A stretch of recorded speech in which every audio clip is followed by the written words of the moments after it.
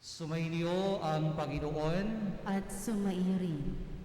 Ang mabuting balita ng Panginoon ayon kay San Juan. Papuri sa iyo, Panginoon. Noong panahong iyon, sinabi ni Jesus, "Ako ang mabuting pastol."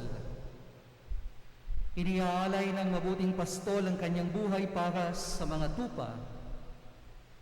Ang upahan ay tumatakas kapag nakikitang dumarating ang asong gubat. Iniiwan niyang mga tupa, palibhas ay hindi siya pastol at hindi kanya ang tupa. Kaya't sinisila ng asong gubat ang mga ito at ipinangangalat. Tumatakas siya, palibhas ay upahan lamang at walang malasakit sa mga tupa. Ako ang mabuting pastol, kung paanong nakikilala ko ng Ama at siya'y nakikilala ko, gayon din naman nakikilala ko ang aking mga tupa at ako naman nakikilala nila. At iniaalay ko ang aking buhay para sa mga tupa. Mayroon akong ibang tupa na wala sa kulungang ito. Kinakailangan sila'y alagaan ko rin. Pakikinggan nila ang aking tinig. Sa gayoy magiging isa ang kawan at isa ang pastol. Dahil dito'y minamahal ako ng Ama, sapagkat iniaalay ko ang aking buhay. Walang makakukuha nito sa akin, kusa ko itong ibinibigay. Mayroon akong kapangyarihang ibigay ito at kunin uli. Ito ang utos na tinanggap ko sa aking Ama. Ang mabuting balita ng Panginoon. Pinupuri ka namin, Panginoong Hesukristo.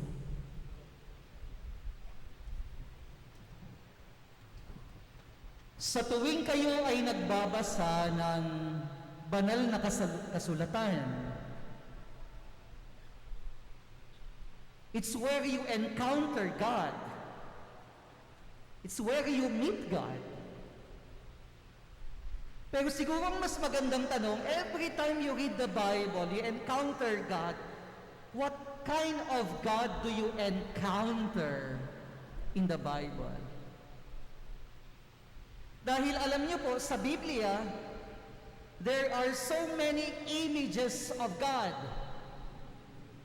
Ang una dyan is, of course, God as the Creator. Kasi ang una niyang ginawa ay nilikha niya ang sanlibutan. The God, the Creator. Meron ding God of the Covenant. Bakit? Sabi niya kay Abraham, kay Moises, I will be your God and you will be my people.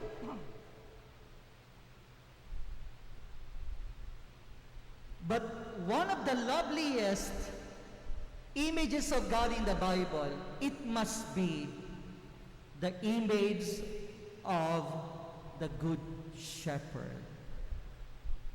Ang larawan ng mabuting pastol. At napakaganda po na tayo, ang patron natin dito sa katedral, ay walang iba kundi ang mabuting pastol. Kaya siguro let us reflect on the image of the Good Shepherd sa ating pang-araw-araw na buhay at sa ating komunidad. Why is the image of the Good Shepherd so lovely and so endearing to us? Unang-una po dyan is, whenever you look at the Good Shepherd, it is a symbol ng tinatawag nating kaganapan ng buhay, ganap na buhay. Kaya nga, one of the most popular Psalms is Psalm 23. Anong sabi ng Psalm 23? The Lord is my shepherd, there is nothing I shall want. Ang Panginoon ang aking pastol, hindi ako magkukulang.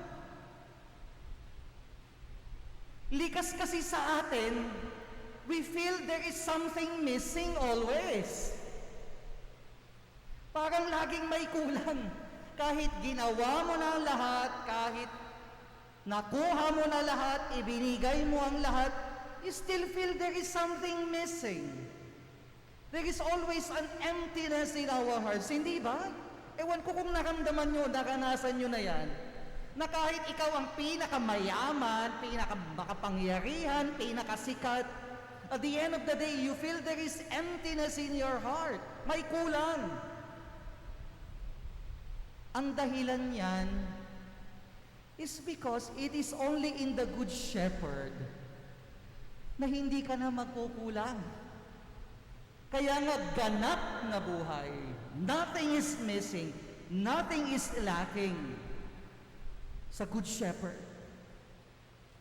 Kaya sana yun ang unang reminder ko para sa ating lahat. If you are looking for kaganapan ng buhay o ganap na buhay, fullness of life, a life that is filled, walang kakulangan. Hindi mo ito matatagpuan dito. Matatagpuan mo lang yan kay Jesus na mabuting pastol. Pangalawang dahilan kung bakit importante ang imahe ng Good Shepherd is because ang katangian ng Good Shepherd is one who values and one who takes care of the sheep.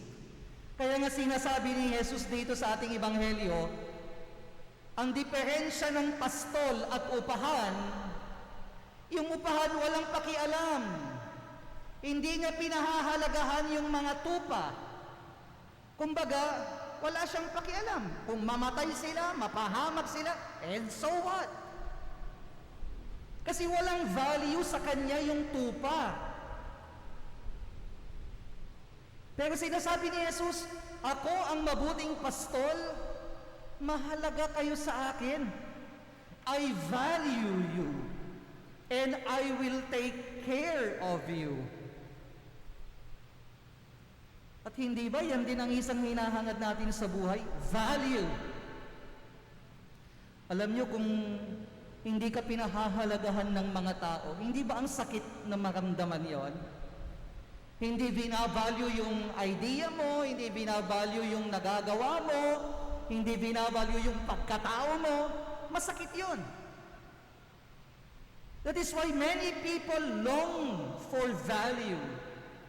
It's like, I wish that I am valued as a person, na inaalagaan ako at pinahahalagahan ako. Yun ang gusto natin. At ang kasagutan na ngayon yan is, mahahanap natin, matatagpuan natin itong value, pagpapahalaga at pangangalaga sa mabuting pastol. Finally, napakaganda ang mabuting pastol. Napakahirap kasing imaginin dito sa Manila ang pastol. Bakit? Bihira ako makakita ng pastol eh. Siguro makakakita tayo ng tricycle, mga sasakyan, motor, bisikleta. Pero yung pastol talaga, very rare in the metro. But if you go to the provinces, doon mo makikita talaga, araw-araw ang dami mong nakikitang nagpapastol. At alam niyo po, napakaganda ang relasyon ng pastol at ng kanyang tupa. Bakit? Ang ginagawa ng pastol, inaakay niya yung kanyang tupa para dalhin siya sa pinakamagandang lugar. Wala namang pastol na nagpapahamak sa kanyang tupa, di ba? Hindi.